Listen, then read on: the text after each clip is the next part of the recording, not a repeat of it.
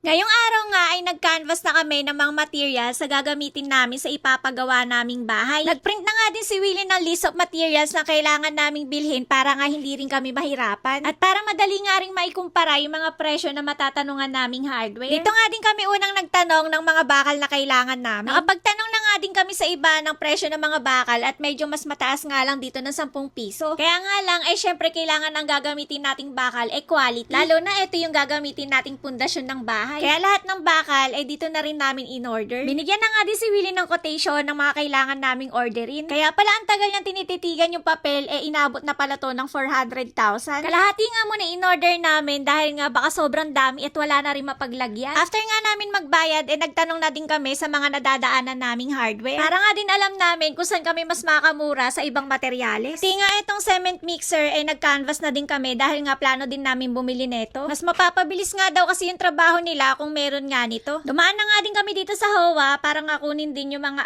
ID ng aming mga workers. Dahil nga hindi sila makakapasok kung wala silang mga ID. Mainam na nga lang din at nakuha na namin to para nga makapagsimula na din sila bukas. Sabi ko nga kay Willie, tignan nang makita naman namin kung ano yung itsura. Isuot na din kako niya para di naman sayang yung exposure niya.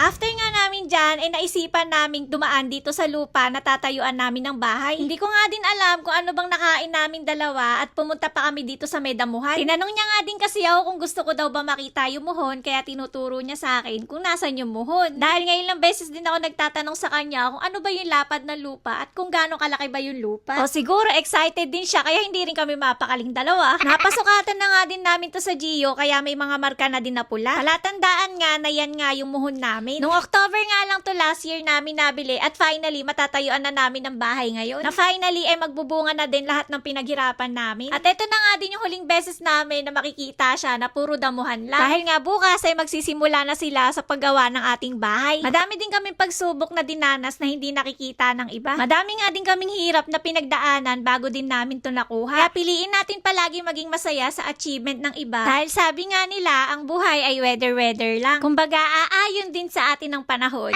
Habang pauwi nga kami, may mga nadadaanan pa nga din kaming mga hardware. Malalapit nga lang to doon sa ating patatayo ang bahay para nga hindi rin tayo mahirapan kapag ka magpapadeliver. Napakalaking bagay talaga yung nagka-canvas ka ng mga materyales na gagamitin mo. Dahil sobrang laki nga din ang diferensya ng ibang materyales sa ibang hardware. Halos 2 araw nga kami nagka-canvas dito pero yung pangalawang araw hindi na nga ako sumama. Dahil nga sobrang init at nakakapagod talaga. Kaya abangan nyo yung mga susunod ko na video at wag nyo akong kakalimutang i-follow. Hanggang dito na lang. Bukas na lang ulit.